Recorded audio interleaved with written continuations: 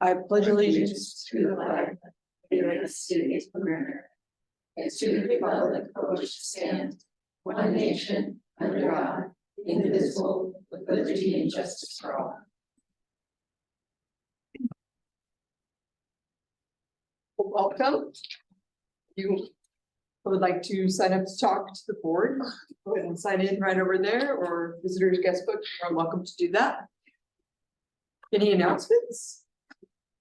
Okay. Superintendent? I'm writing to the lead awards. Yes, so I am acting in lieu of Mrs. Brendan tonight, starting at the high school. And I am going to ask Jeremiah Traeger to come up here, and Jeremiah, I'm going to read this out loud. I'm going to try and be Mrs. Brendan here. Our Leads Award winner for JFK is Jeremiah Traeger in the area of leadership. His nominator, who is a staff member, says this about him. He is our current ASB president and doing a great job. He is a top student athlete and is always willing to volunteer his time when needed. With his leadership and our vice president, they are reviving the blood drive at Kennedy High School. He's kind to all and will always give his best effort to see things through. He takes our most difficult coursework and excels in the classroom while being a 3-sport athlete and working. He additionally helps Mount Angel Youth Sports and volunteers his time to help coach younger kids. He is a complete gem. Please join me in congratulating Jeremiah Traeger.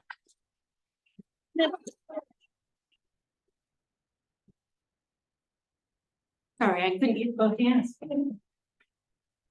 Congratulations. Thank you. So proud of you. Oh, I guess I'm Mrs. Brendan. Thank you. Congratulations. Mr. Taylor?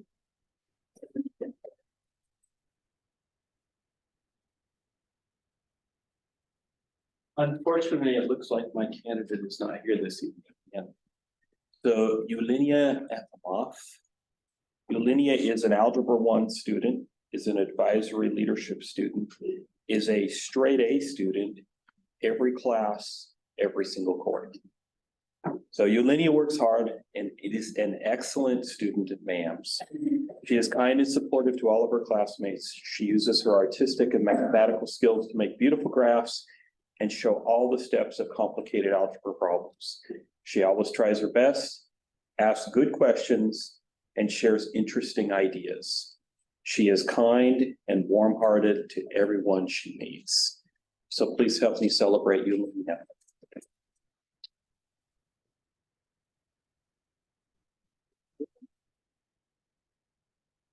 Mrs. French?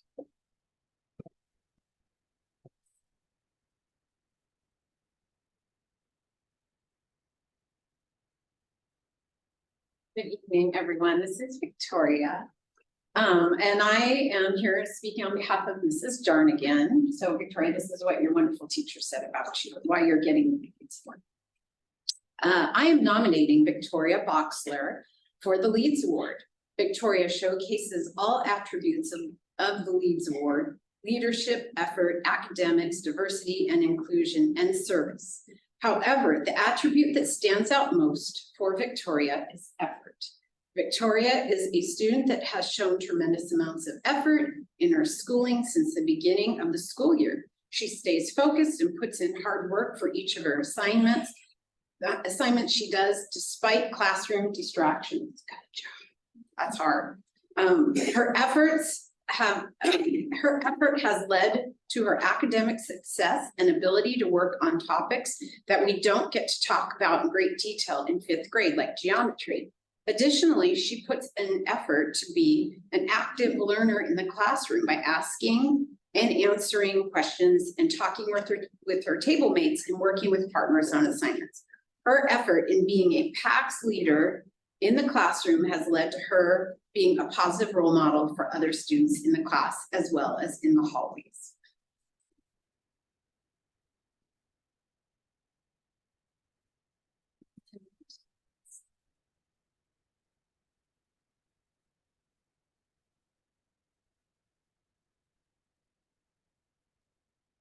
Victoria Durant, come on over here, get a photo with the board.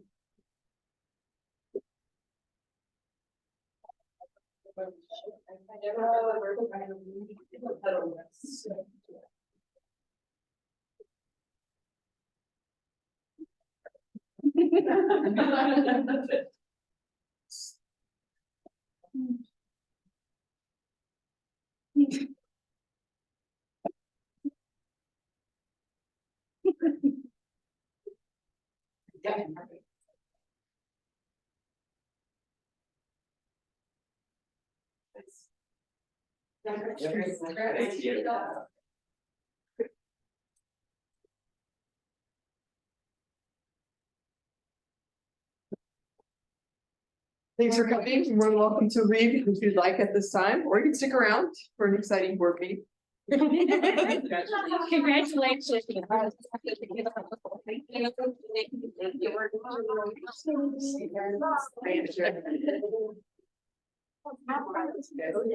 Yeah, Victoria.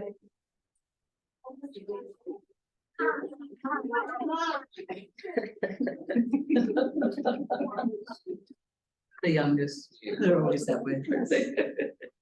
All right, Reed, JFK High School leadership.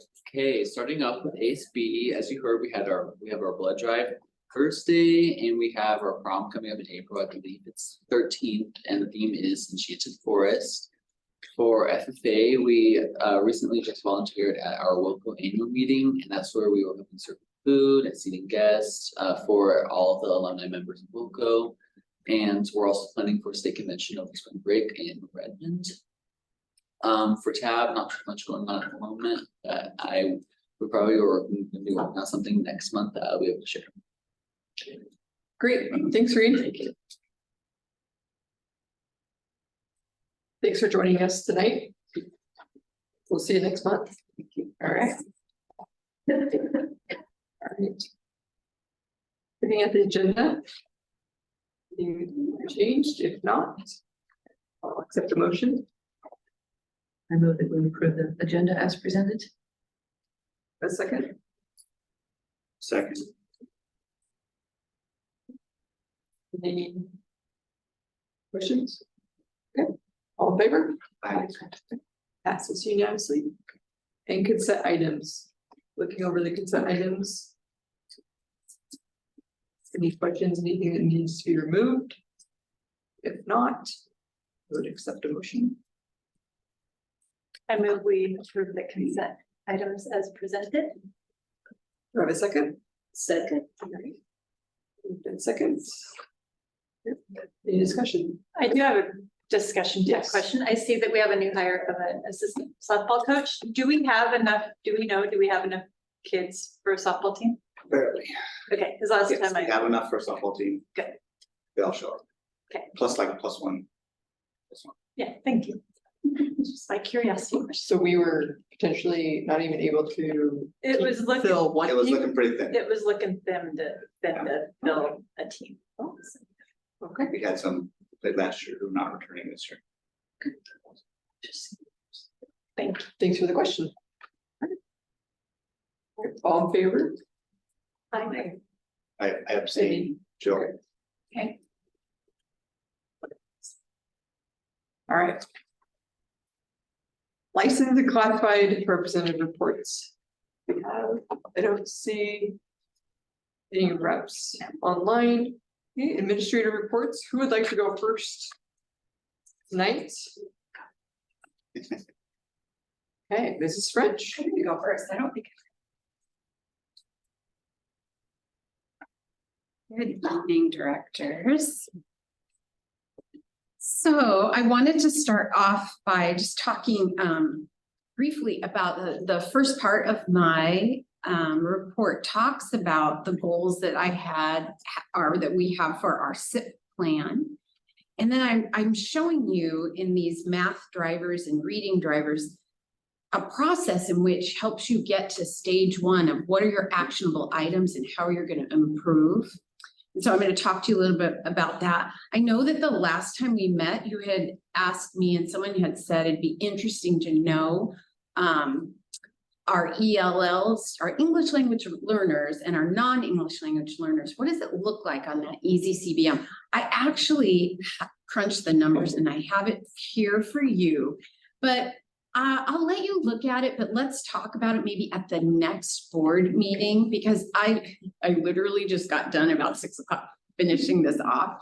I am going to go over it with my teachers. It's nothing you hadn't seen before, but it is really interesting. It's interesting to see it like this and not in a bar graph. That is interesting. I feel like you can sometimes manipulate it to make it look like whatever you want, you know. So you can take a little peek at this, and I'll pass this out at the end of my presentation.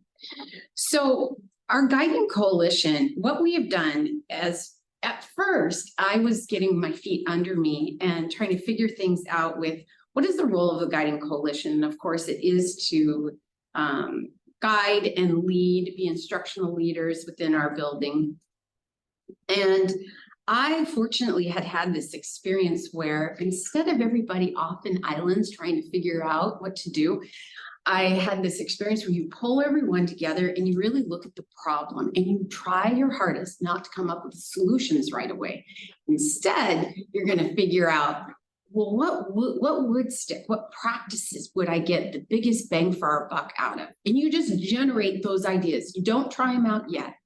And so once you do that, and then how are you going to measure it? Once you do figure out that step, how are you going to measure it? And on that list of steps, it was funny, our SEL one isn't here because Emily Usher, our school psychologist, she goes, it's like 10 years worth of change ideas. She's absolutely right. It is. So you have to whittle down what's going to get biggest bang for your buck and what can you really feasibly do? What do you have control over in your school? We've had some rich conversations with our Guiding Coalition.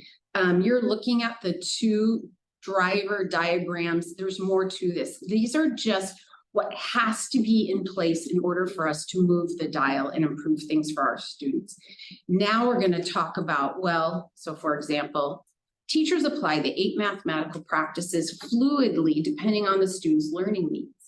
Do our teachers know what the 8 mathematical practices are? Are they comfortable in all 8? Can they apply them? Can they recognize when a student needs that? That says to you, they probably need some professional development in that. And not only do they need professional development, they're probably going to need a little coaching, because that's how we best learn is when, yes, you can try something, you're probably going to make a mess of it. That is okay.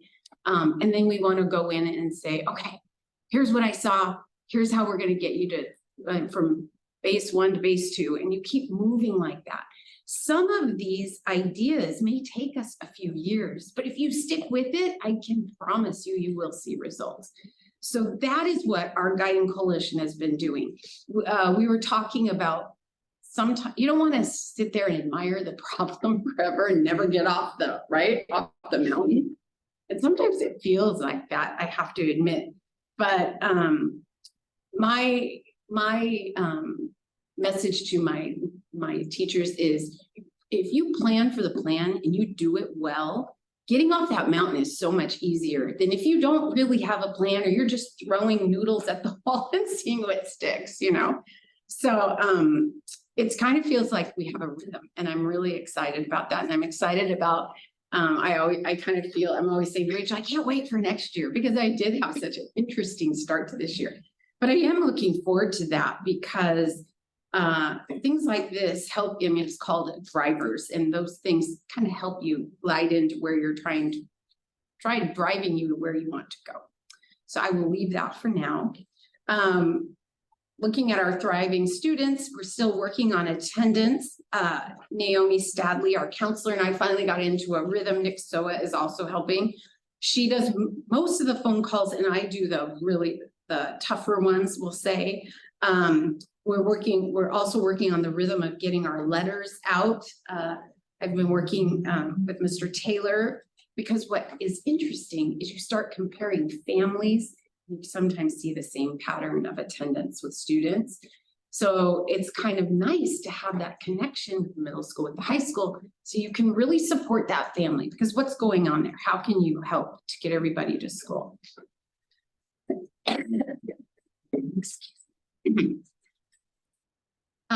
Then looking at family engagement, I have to give a shout out. I have got this great parent group and I can see that they're starting to blossom.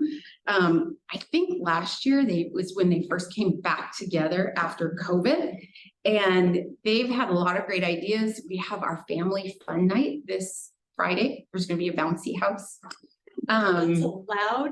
I know, I was surprised too, but hey, we checked everything out. We checked all the boxes and it's okay.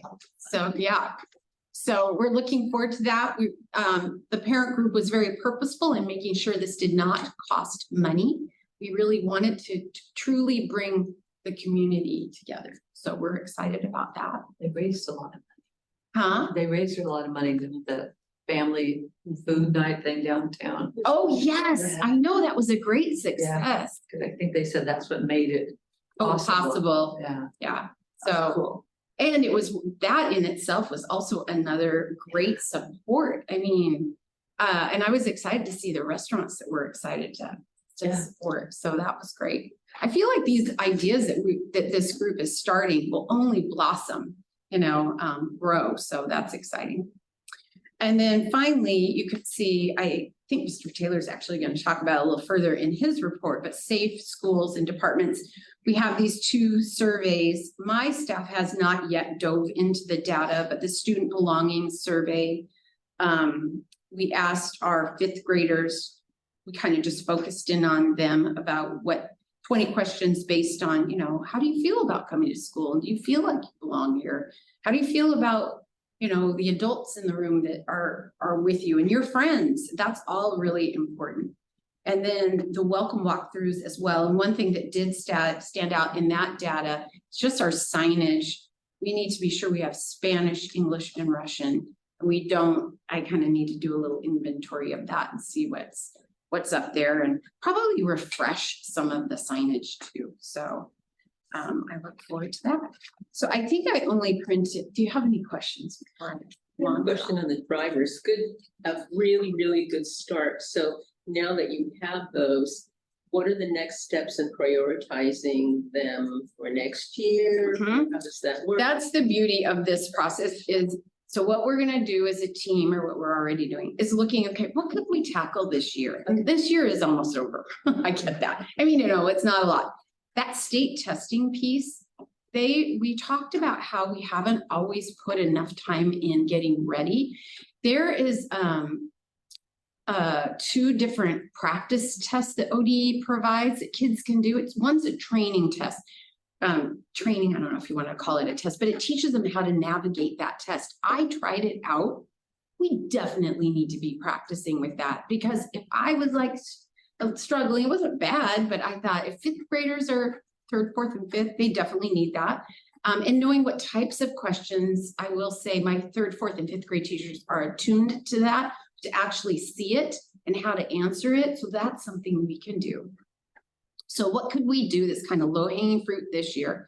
And then what's interesting is that intentional ELD instructional practices embedded in math and instruction. Notice that is also with our ELD on the other side with reading. If we focus on that, I think that's going to help us, because it is also reteaching.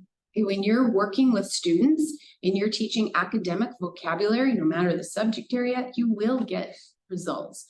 So we haven't quite, but yes, we will prioritize. And what I'm excited is this is planning for next year too. So, thank you. Yeah, you are welcome. I think I only copied 4 copies.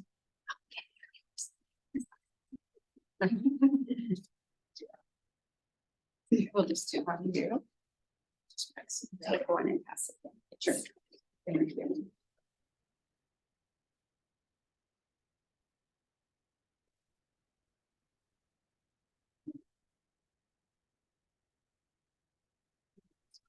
Getting books. We are.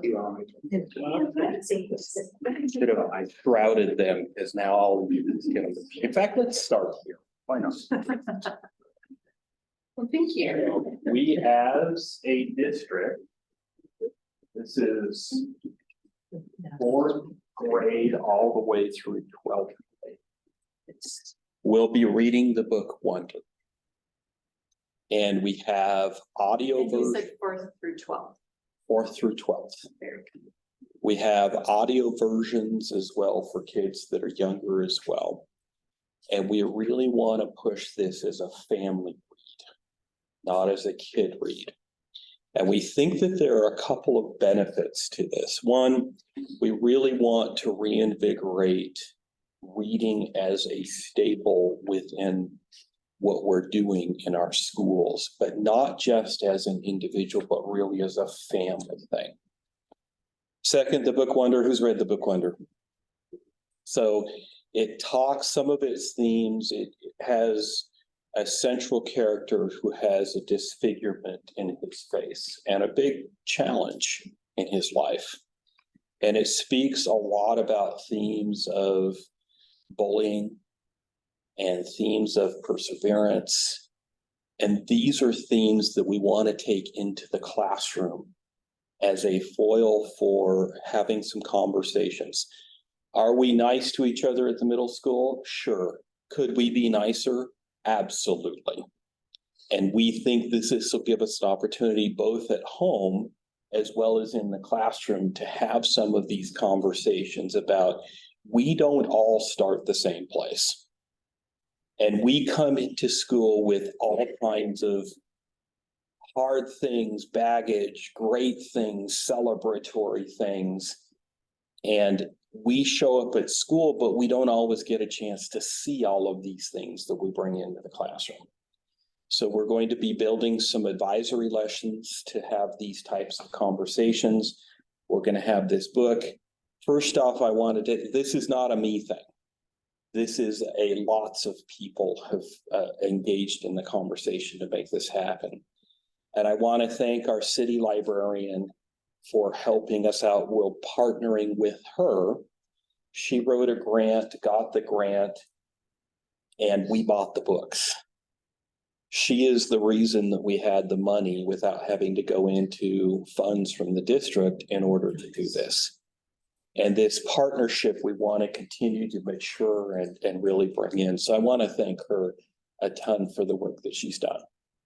The culminating event that we're going to have is we're going to show the movie, because there was an adaptation of Wonder, and we're going to invite families to come in here at this building and watch the movie with us. We'll also have other events. They'll be, of course, tailored to the building themselves as we lead up to that movie. We think that we're going to pass out books at conferences, which, believe it or not, is next week. And again, we're looking at handing families books, and that also decreased our costs and number of books that we needed to purchase. And then we'll make sure that families that don't attend conferences also get a book as well so that they can read. So we're super excited about it. I stole this idea from other places and other people. It certainly is not mine. And there are lots and lots of individuals that have joined in bringing this idea to fruition. So it's not a Jeff Taylor thing. I really want to thank everybody that's participated. I hope you'll read it with us. It's a really great book, and it has some themes in there that are really needed in today. If you think about the amount of trash talking that goes on a basketball court, I know, Mr. Brendan, you were in 5 games this weekend, and you sit and listen to what's happening there. We need to change the tide. We need to change the narrative. And we need to talk about being nice is a Mount Angel value. And how we treat each other is super, super important. Particularly since kindergarten all the way through 12th grade, you're pretty much with the same people. So we've got to figure out how to change that narrative just a little bit. And the librarian is Jackie Mills. She's wonderful. Jackie is She's phenomenal to work with and has been absolutely amazing. So that was at the very end. Let's go back to the very beginning and talk a little bit about math. So we have our MAP scores, and both in the reading and on the math side, they are pretty much consistent with what we saw last year at this time. Remember, the math numbers for SBAC are at least 12 to 15 points generally lower than the reading numbers are for the middle school. So that's not particularly concerning. The one interesting thing that we have is about 20% of our kids lie between the 40th and 60th percentile. And those are the folks that we really need to look at moving them up into this stream of passing, as I would take it. So we, of course, can't predict what SBAC is going to look like until we've got it there. But if we were to look at this, we are on track. But my wondering is, how do we get that 20% of kids to truly move up into that next level? Same thing with reading, 38%. That's on track with what we saw about this time last year. And we are looking as a staff and having conversations about how do we move to the next level. Let me connect this up to RTI. So we just had an RTI day on Thursday. And the math group, we took a look at word problems. We all love math word problems, right? And we define, the RTI idea is to find a discrete skill, a one thing they need. And over a 35-minute period of time, you teach that one thing. So we provided them with a vocabulary list that identifies add, subtract, multiply, and divide type vocabulary. And then we go just have them identify, what are you going to do with this word problem? So we provide the fact pattern. Are you going to add, you're going to subtract, you're going to multiply or divide? That's the only discrete skill. And that's what we did in order, because we took a look at our data and we said, where's that 20%? What is the discrete skill that they need? The other thing that we learned is that 35 minutes was not enough. This is a bigger problem, and we're going to need more intervention and more direct instruction and more conversations about what the words mean. I taught one of the intervention sections, and completely not purposeful at all. We just, I had part of the 8th graders, somebody else had part of the 8th graders. I walked in and there was only one non-English language learner in my group. It was so stark, it was unavoidable. So this is a language problem in a math class. So what does product mean? Well, product leads you to a multiplication conclusion. Do our kids understand the words that are necessary in order to just set up the problem? And what we found is they can do the math, but they can't set up the problem in order to do that. So we take a look at the MAPS data, we identify what our problems are, we run into an RTI cycle, we provide that, and then we get our exit tickets back and we have conversations as a staff. Okay, now what does that mean? And where do we need to spend more time? So that's that connection between map data and RTI. Take a pause there just for a second. The belonging survey, 14 of 20 indicators increased this year in the belonging survey, mostly slightly. We had a pretty significant increase last year. So having 14 out of 20 was great. The highest was number 20. The principal knows me by name, talks to me and listens to me. The lowest was number 4. I feel like I have a voice in decision-making at the school. That question probably makes more sense at a high school. We're not going to turn over decision-making to 11-year-olds. Yeah, no, I'm kidding. Probably, probably not. Think of the same thing. So that one kind of makes sense, right? We do want to hear their voice and we do want to hear what they have to say, but not always will decision-making go in an 11 or 12-year-old.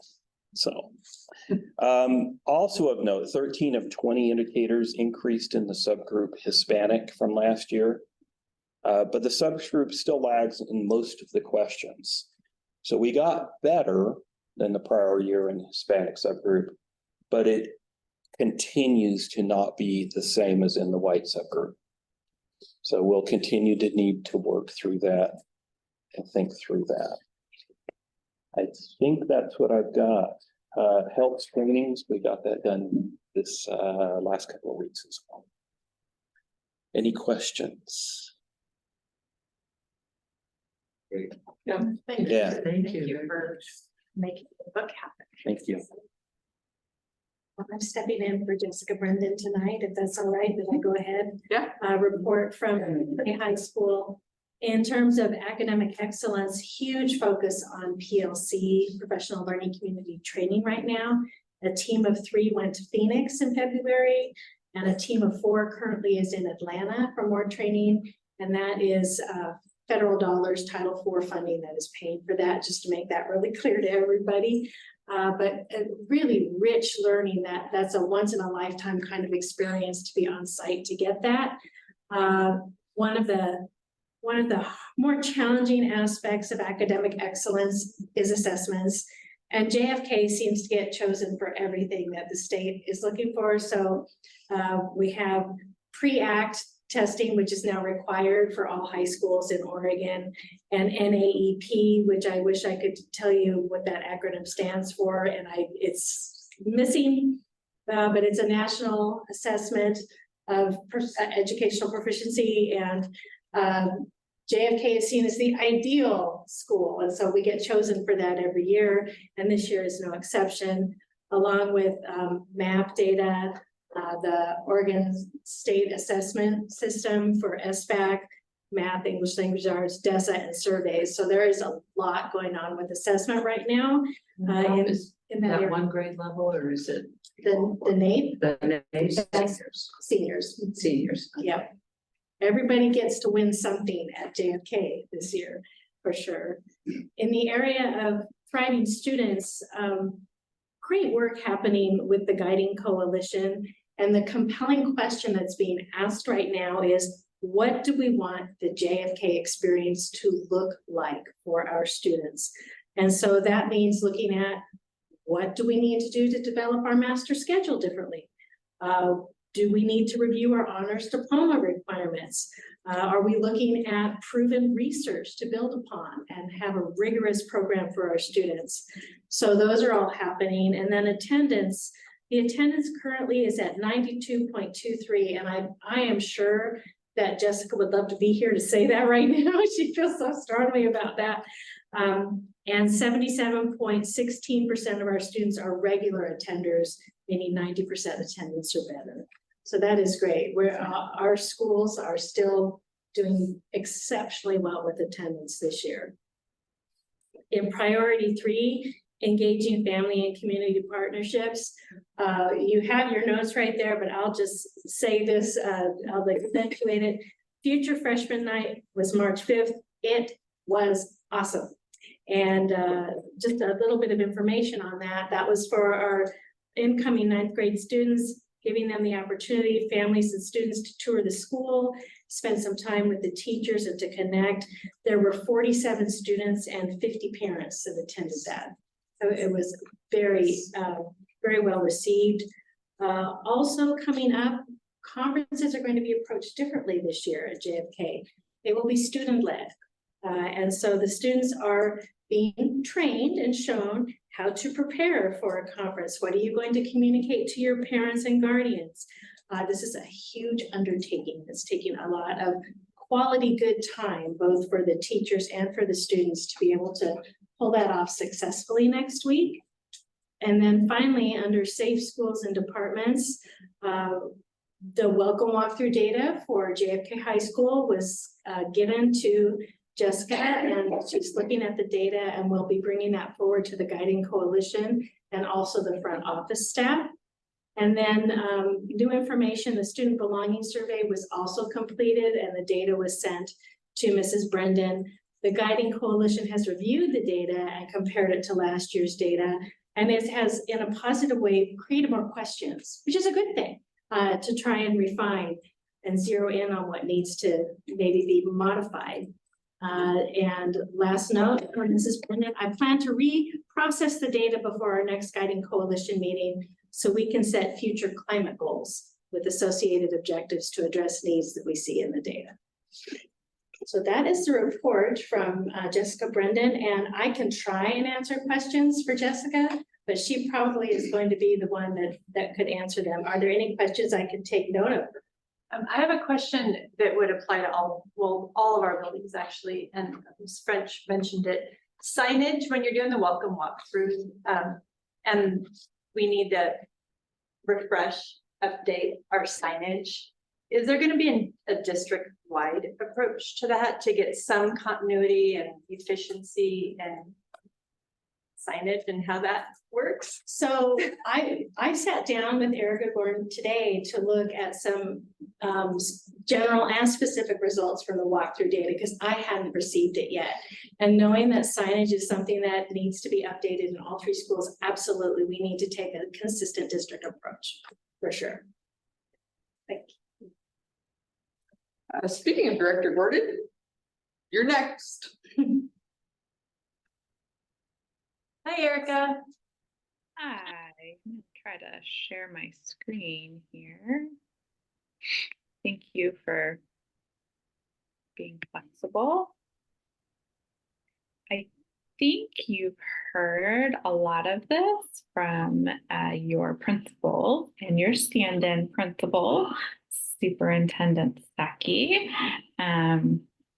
The first one you heard from Kathleen. Kathleen has been wonderful to partner with in really targeting tier 1 or our core instruction around ELD. And she's been super welcoming and letting our team come in and really just focus on tier 1, because while it's really easy to just come in and focus on, interventions, if we don't really fix the root of the problem, then we're going to continue to have tier 2 and tier 3 problems. So I appreciate, you heard her talking about, the driver diagram. So she and I both approach things from an improvement science perspective. So we already are kind of operating from the same lens and same framework. And so it's been really great to kind of jump in from the same perspective. We will have a whole bunch of professional development coming out. I'm trying to get it to all fit on like 1 page, because when it's too much, it's overwhelming, from our EL department. And it's really fun to be able to say EL department, because when it's like more than 1 or 2 people, we have 3 people now, it's like sounds really official. So that's exciting, and it'll be for all staff, not just certified, but we have pieces for administrators and for classified staff. So there's a little bit of something for everybody.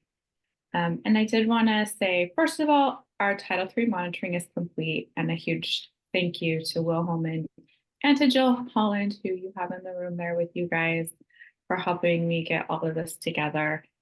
Just to put it in perspective, because of the number of English learners that we have, we, as tiny little Mount Angel, had to submit just as much evidence as Salem Kaiser with our tiny little team here of me, Jill, and Will. We had to submit just as much. And whereas Salem Kaiser has like a whole building dedicated to their multilingual learners, we just have us.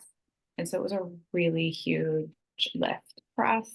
So I just want to recognize the amount of work that they did, and thank them for all of that, because Title III is a lot.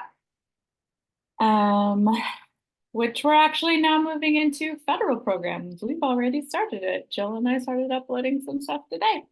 And you can see the programs there. There's 7 of them.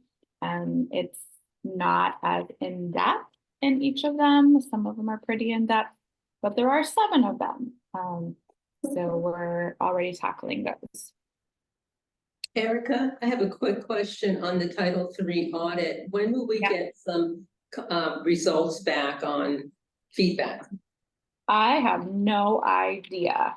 I do know that I spoke, we got it in at the 11th hour, which you all know is not my style, but I turned it in on the last day, my friends. You got it, I'm sorry, I didn't catch that at the beginning. You got it in what? I said I turned it in on the very last day. Okay. So I do know that a fellow district turned it in early, and this director said that they got over 20 findings. So I'm full on expecting that there will be findings. Yeah. Just I was just kind of better. wondering, because if there's findings, we only have a certain period of time to correct it. Okay, that's good to know. Yeah, It was due March 1st. We turned it in March 1st. So I imagine we will not be hearing back from them anytime soon. So my hope is that we can get federal programs at least submitted, right? So we can kind of be staggering what we're working on, right? Like Thank one you. thing at a time. Yeah. We also, and I don't have this on here, but McKenna Coons, who's the special ed teacher at the high school, she and I are starting what I'm calling soft audits. So she and I are using the they're calling them priority areas that ODE uses. So ODE has divided all 197 school districts into 3 cohorts, cohorts A, B, and C. We are thankfully cohort C. So this year, cohort B has been going through cyclical monitoring. We are cohort C. We start in the fall, and ODE is actually coming on site to do all of the things. So we're using all the materials that they're using with cohort B, and are starting tomorrow actually to go through all of our files, at least using those materials to go through, give feedback. And case managers and principals have been really gracious about that. So just trying to get prepared so that we can, be in our best shape before they come on site. So this is the year of, preparation and getting all of our T's crossed. Speaking of thank yous, our health screenings are complete. Our team of screeners screened 219 kids this year. And we have a phenomenal speech pathologist. We are super, super blessed that our speech pathologist has been with us for many years, and she's in person, which is not the case for many districts. So we have her, who's Denise Prosser, our new nurse, Keziah Stober, who is also a rock star in the Mount Angel Dental Clinic. They donated 3 Fridays of their time, multiple staff to come in and do that. So just thank you to them. I think I maybe had that last time, but we're working on updating the comprehensive counseling framework. And my hope is that we'll have it completely updated, and they would like to be able to present to you, the board, before the end of the school year and show off their great work. Engage, so community partnerships. Mr. Taylor spoke to you about Wonder. We have 2 other community events that are also going to be coming up, focusing on digital citizenship and the dangers of social media and the crossover with mental health. We're actually going to go back and show us the first Screenagers, which we did back in 2019.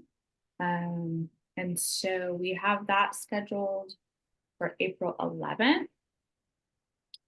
Got that confirmed today.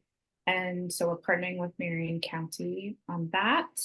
And then we are partnering with Liberty House for a session. We'll have, it's the same session, it'll be concurrent. There's an English and Spanish version of digital dangers, which is targeted more of like the middle high school level. And that is more targeted around, use of cell phones and social media. And that will be on May 9th, which we just got those dates, like I said, confirmed today. And you've heard more detailed from each school around the welcome walkthroughs. I just want to say a huge thank you to all of our participants. We had 10 either parents or community members who participated. The way that we had our participants was we tried to take a cross section of like demographic representation so that we would have an equal representation of like who makes up our community. and then it had to be rescheduled multiple times. So some people truly were invited like the day before because some people couldn't make it. And so we had other people step in. So that was really great. So if we, if we needed like a different Spanish speaking family, or if we needed a different like community member, or, just a different Russian representation, representative family, like it was just awesome to have people come together and really, give of their time to be able to do it. We allotted 2 hours and it was not enough time. It went so quickly. So we had like an orientation. We had Google Slides to walk them through the process. They had a rubric for ratings. They could write comments on each of them. They went through a website task to be able to rate our website. Overall, English-speaking people could complete the website task. Neither Spanish-speaking participant could navigate the website task, so that's good feedback. The other thing, it was very obvious that some of the website tasks people brought prior knowledge in order to complete them. So those are some things that we can kind of flesh out. The other thing is that, as we talked about, signage was really important, both outside and then within buildings. Safety and security, which, Superintendent Stuckey is already working on with Chief Daniel. And then I would say overall, the like family friendliness ratings were like much higher at the elementary school and got less and less as far as overall ratings in different areas when you moved through to the middle school and then to the high school. And that was reflected both in ratings and in comments. But I felt like the participants had, really good suggestions as far as well, what about this? And what about this? We had a session from 1 to 3. So people were there during school hours, and then another session from 4 to 6. So it was when staff weren't there, students weren't there. I thought maybe that would be a hindrance, but in the debrief, the 4 to 6 people were like, actually, we kind of liked being there because we could just roam freely and really, look around, for the specific things and not have to worry about people, looking at us or spending too long in one place. So it seemed like there were pluses and minuses to, both time frames. So that's my summary of how it went. Oh, and I don't know if I said, so they had their rubrics and comments, and then we held about a 15-minute, depending on the time, debrief session afterwards, where I asked just for feedback on the overall process, because this is new for us. So how can we improve? And then any feedback on each school. So we went school by school and then building, because we did the district office, that would not have been captured on their rubric. And so I just included whatever people said. Erica, I want to thank you for taking that on, to having those walkthroughs and all the buildings, and to looking all that and creating the rubrics and stuff. It's a lot of work, but it's well worth it. So thank you. Yeah, it gives us a baseline. It gives us something, to do. And then of course, each principal can determine what makes sense for their building, right? Yeah, I'm super appreciative of people, feeling like our schools were important, and, taking the time to walk through and finding well, this could be better, or that could be better. People had good things to say.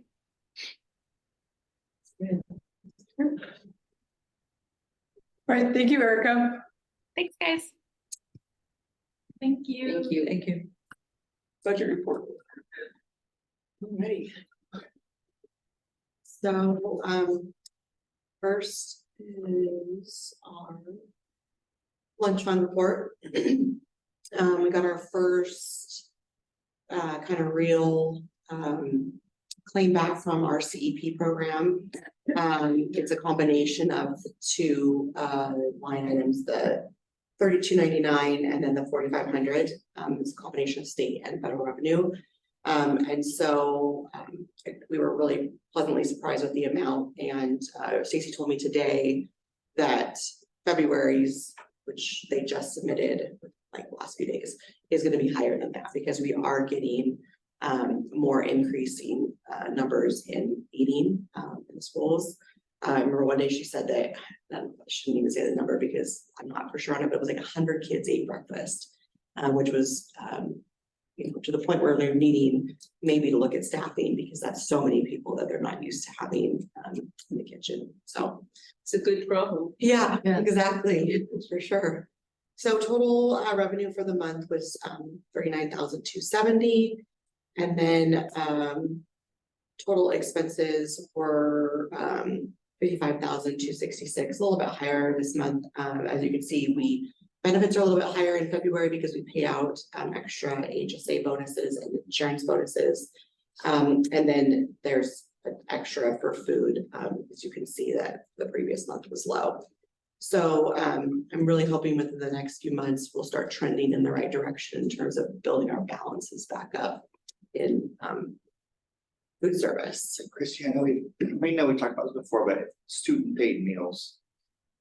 That is essentially it's adult paid meals. Two lines. Did I? There's two lines. student Yeah, paid. oh, sorry. So the student paid meals, those are, they could either be a parent who's a teacher here using their kid's account.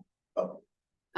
Or they could be somebody's account who they're replenishing because it's negative. So one of the two That makes things. sense. That's. Yeah. These ones. Yeah, the ones that are adult meals, those are truly coded, like the teacher puts it in under their name, or they come over like a parent can have lunch with their student. Okay, thank you. Any other questions? No, okay.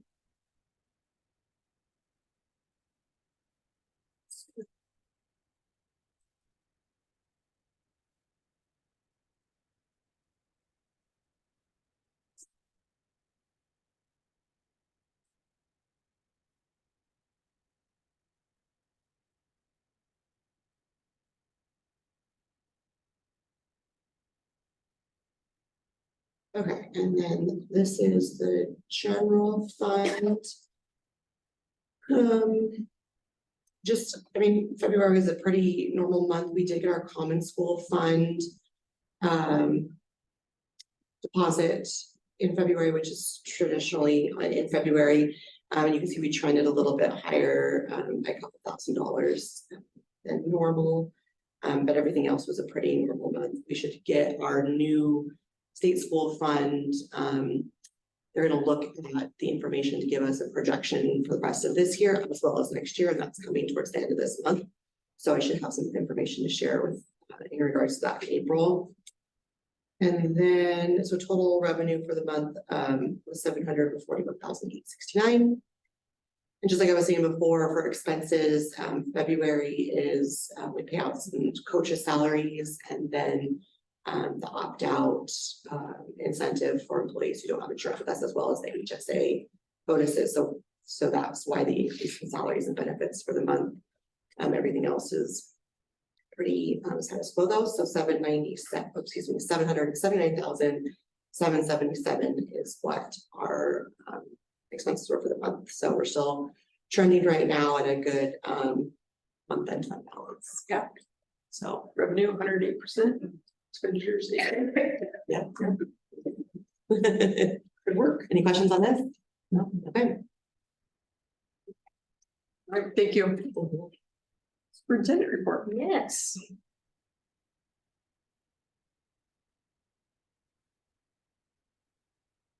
Right, good evening. Tonight's topics on the superintendent's report include the monthly student enrollment, transfers in and out, and the current enrollment.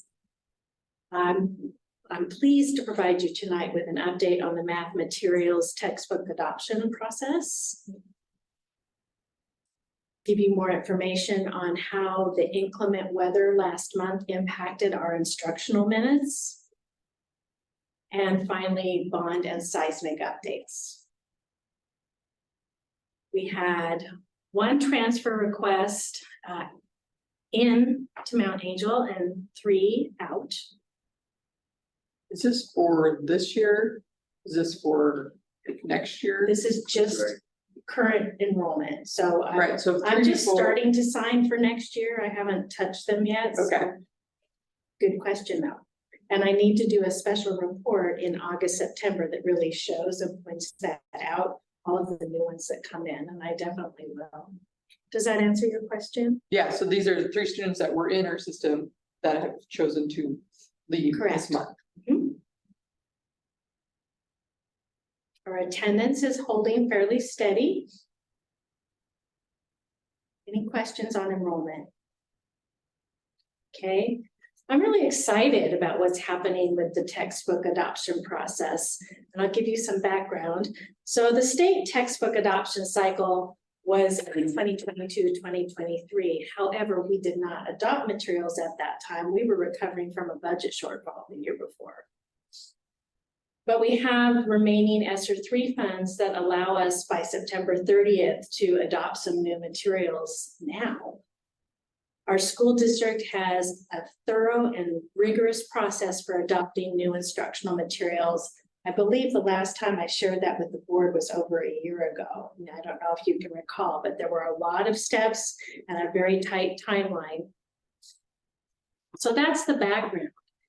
Here's a bit about the process. The committee is made up of 7 teachers that cover kindergarten all the way through 12th grade. The committee has met 5 times since January 26, so they've been very busy. The committee members have used state rubrics first to identify publishers who met the state requirements. That removes a lot of the headache and work for us, knowing what already got through that first gate. Committee members then selected 3 or 4 publishers for local review based on the ratings that were given at the state level. And for me, this is the most important one. The committee developed a rubric based on our teacher and student needs, and that rubric is being used to rate the materials from selected publishers that are come in. We're happy that the state has done a lot of work, and it's also really important for us to look and embrace what is important to us locally.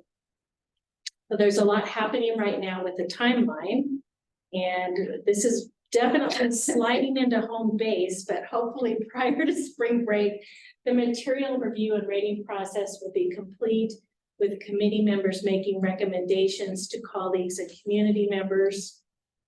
And there is a spot for you, it's coming. April 8th to May 3rd, provide a material review for staff that includes the recommendations, provides copies of materials for staff to look at and comments that staff can submit. From April 10th to May 12th, May 10th, we will adhere to a 30-day policy per the Mount Angel School District policy so that the community can review the materials and provide feedback and questions. By May 10th, a report will be created that includes a summary of the review process, the core learning goals, and the budget implications. A released draft report will be submitted for comments and to the committee and appropriate district personnel, and that report will be made available for public review. And then for our May 13th board meeting, the report and the recommendations will be presented to you, providing any requested follow-up information you may have and obtaining, hopefully, approval to purchase the materials. But that's just one part. Probably the most important part of the process is this last part.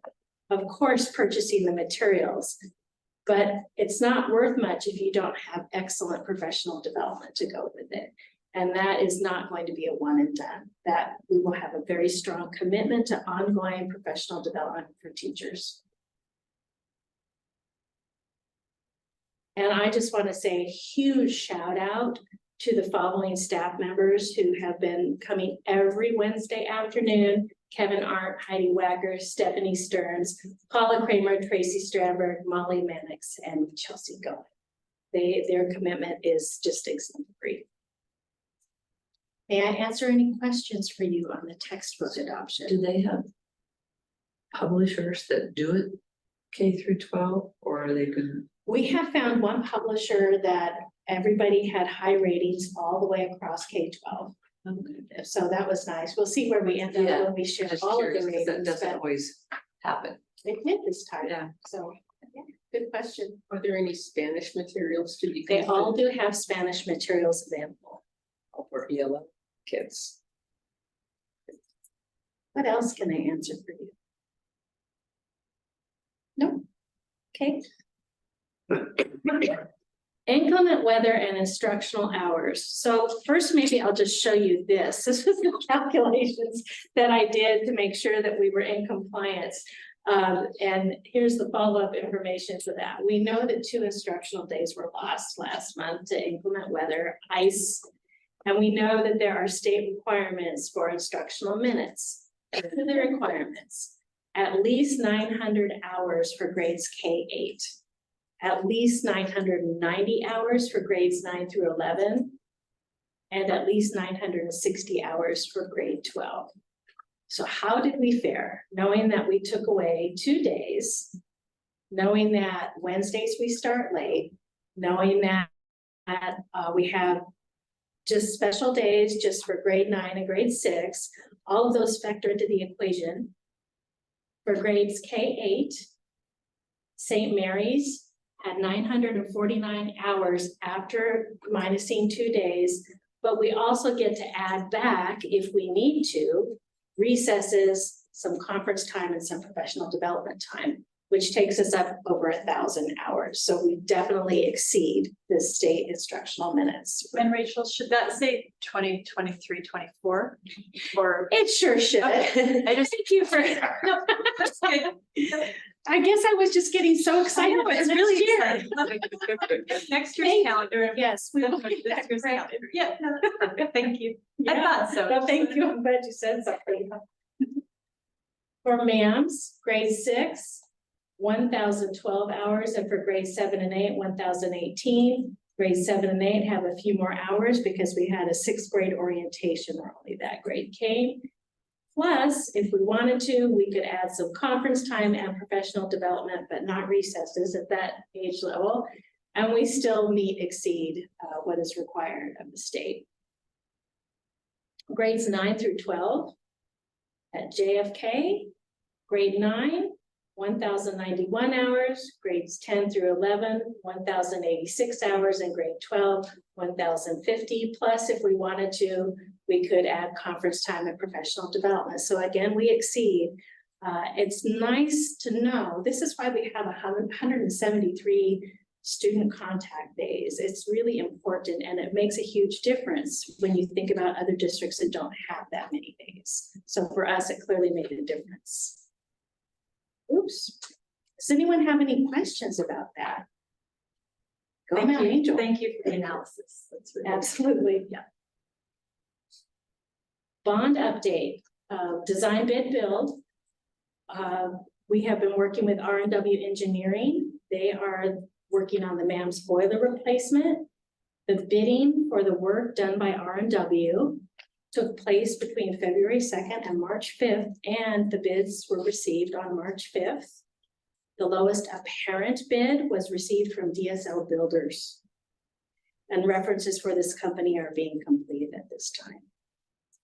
There is a huge emphasis with our hard bid process going toward this full boiler replacement, but there will be other items, projects coming up over the next few months where you'll learn more about hard bid. The majority of the presentation tonight focuses on progressive design build. Early investigative work. The progressive design build team is working through teaming agreements with their subcontractors. And part of this involves site walks and early investigations at each school. And these walks have typically been occurring on Thursdays. Here are a couple of pictures for you. PNC Construction on the left has been inviting key trade partners to get involved in these early sidewalks, including inspection of the multi-zone units that need to be replaced at MAMS.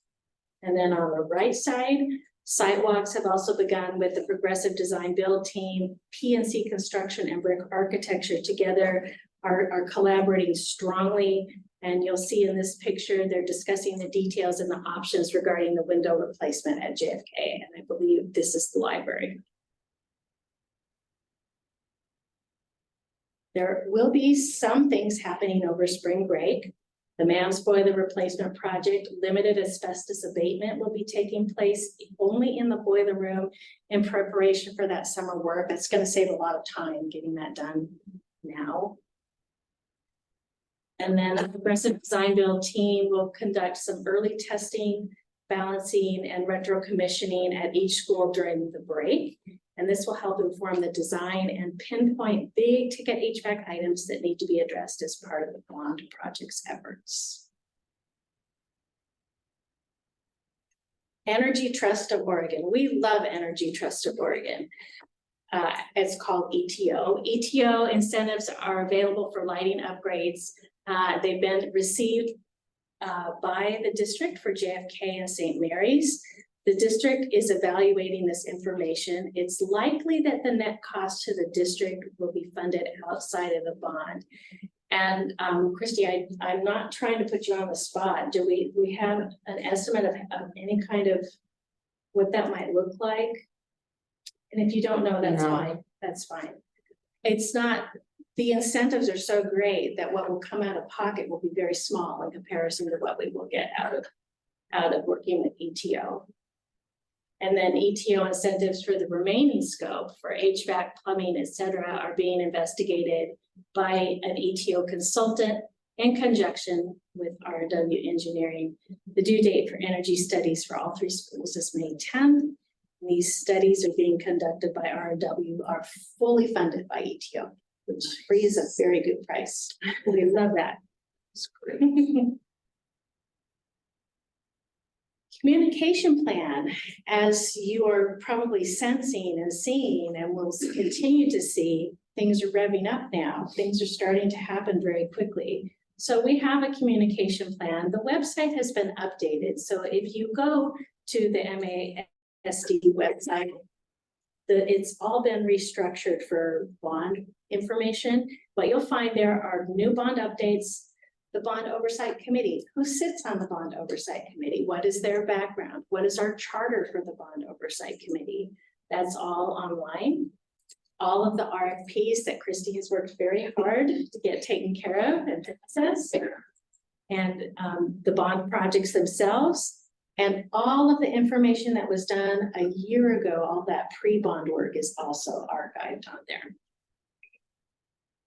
We're getting very close to having a community newsletter ready to distribute. We're working with OTAC on that so that something nice and glossy and beautiful can come out for everyone.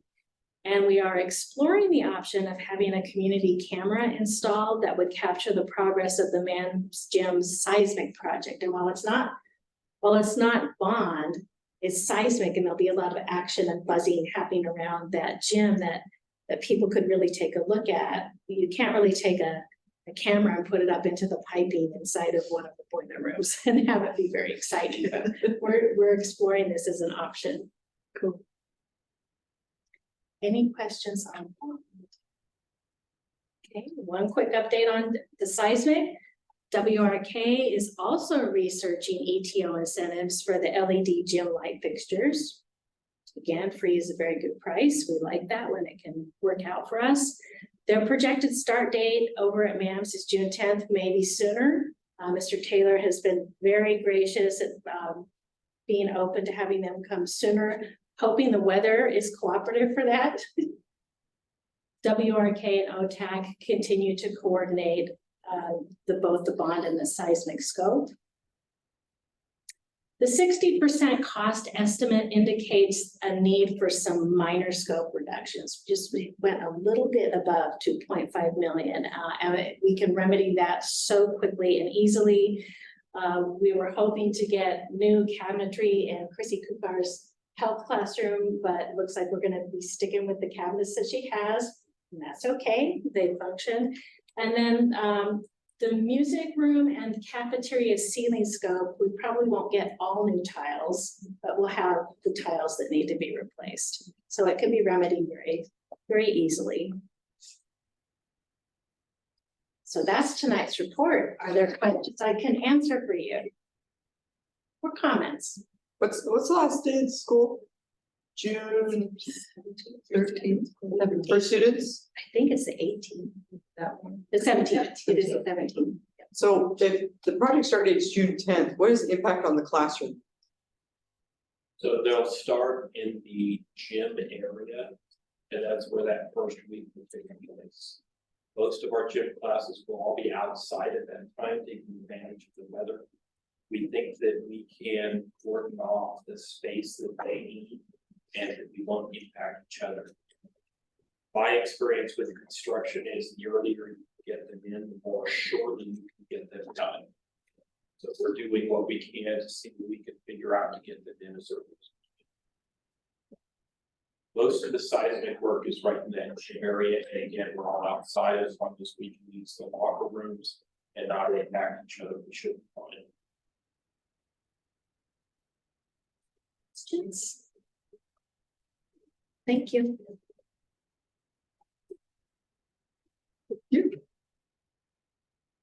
Member reports. Just a quick reminder coming up for that time of year again for the student rep applications. So that'll be going out sometime after spring break. That date has not been pinned down yet, but on the April board meeting, there will be more information on when that'll be given out and also the application deadline date. Right. Anybody in the audience, virtual audience, Jill? Okay, so no public forum. Action items. The district calendar. There were some revisions. Yes, I moved the half day of professional learning in November to the day after Halloween.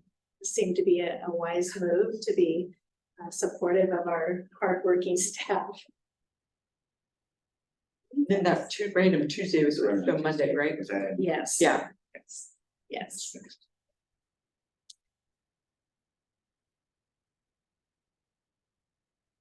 Why not?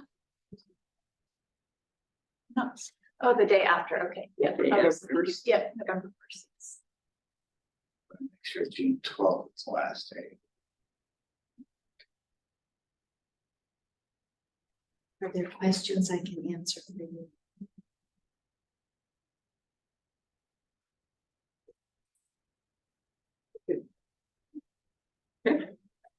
I would accept the motion to approve the district calendar.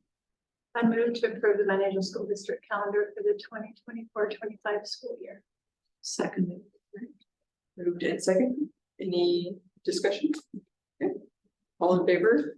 Aye. Okay, passes unanimously. Moving on to the district annual financial audit report.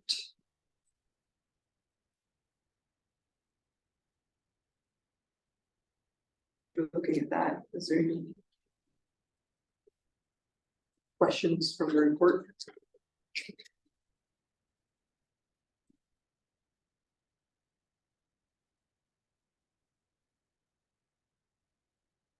I will move to approve the Mankato School District annual financial audit report for the 2022-23 fiscal year. Do I have a second? Second. Moved in second. Okay. Any discussion? All right. All in favor? Aye. All right. Passes unanimously. Okay. Approve the financial agreement. Under This is for a bus. Two buses.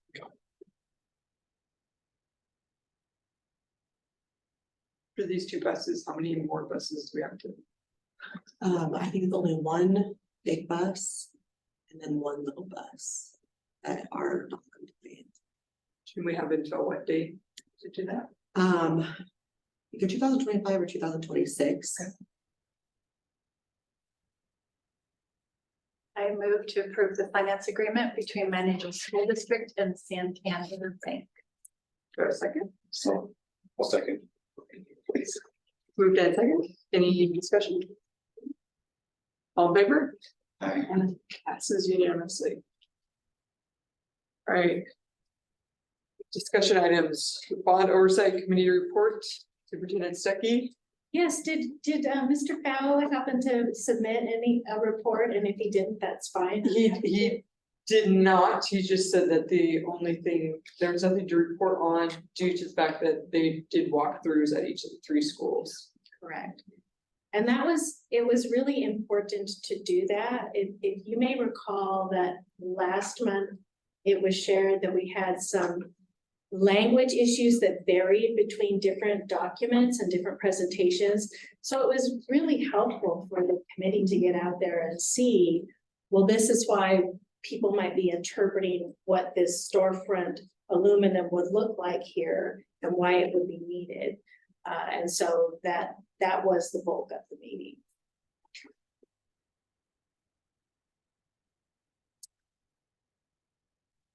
Questions about? Field trip. Okay, upcoming work session. So, thank you. I appreciate having this time. I am submitting a request to you for your consideration to postpone next Monday's work session until April. Whereas we would have more time to put something together that would be of high quality for you. I have no problem with that. Yeah, sure. Is there a date in April that we want to discuss? Jill, did we have one I set? don't think, we don't have. I don't think we had April on the anything calendar, after, So we yeah. need to set one. So the board meeting is on the 8th.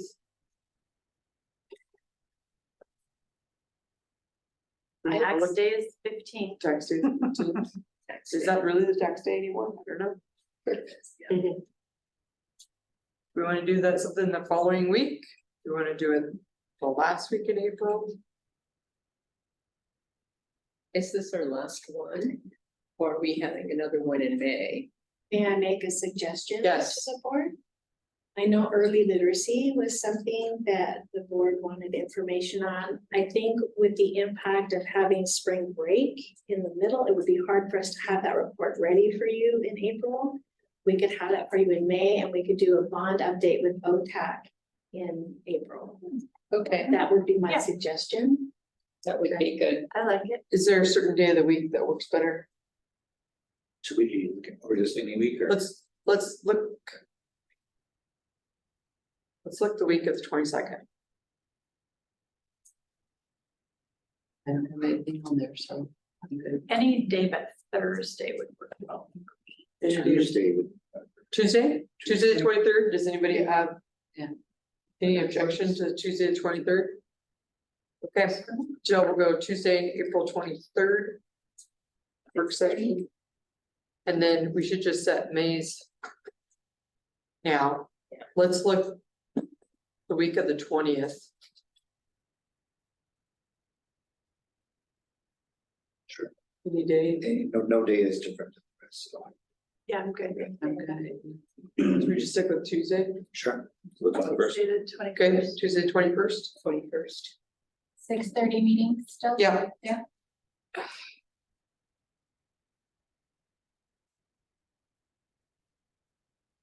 Okay, so bond. And early literacy. Thank you for your support of that request.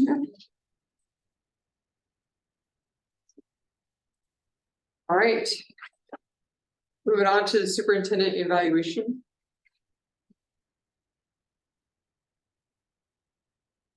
We, the board, feel that Rachel's done a fabulous job this year, and so I'm gonna go ahead and read the letter that we wrote. Dear Superintendent Stuckey, it is with great honor that I write this letter to provide feedback on your performance from February 2023 to February 2024 on behalf of the Mount Angel School District Board of Directors. Our feedback is centered around the 9 standards that are used in your evaluation by the board, administrators, and district staff. Throughout these standards, you were accomplished and effective. These are some of the areas in particular that stand out. 1, ethical leadership. Your constant awareness of cultural differences and making sure all voices are heard is one of your greatest strengths. As a result, decisions are made centered around equitable practices that promote the success of all students. 2, visionary leadership. Within the last 6 months, you have hired 2 new administrators, high school and elementary principals. Your inclusive hiring process focused on a strong emphasis to take our schools to the next level of excellence. Within the process of onboarding these administrators, you have provided great guidance and coaching. Under your leadership, we have strong leaders at the helm of each of our 3 schools. 3, strategic plan. Your partnership with Studer has been invaluable.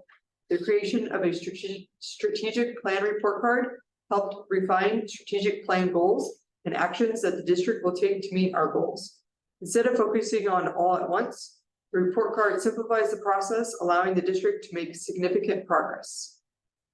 4, board relationships. You have built relationships with each of your board members centered around trust, which has led to a positive board culture that is supportive and student focused. 5, management. The success of the May 2023 bond brought on a new challenge this year. We are impressed with the countless hours that are spent researching and learning about the bond process, which is completely new to you and your district staff. Under your management, you have formed a bond oversight committee, led the process of hiring a bond project manager, and facilitated the meetings to review the scopes of work and contracting methods. You have done all this while still managing all the daily tasks of being MASD's superintendent. As a board, we recognize how much time and effort these particular areas have taken this year. As a result, we do not have any new expectations or areas of focus for you next year.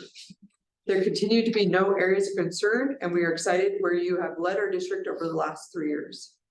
During the next year, we look forward to watching the continued progress that you've made towards our strategic plan goals and closing the performance gap.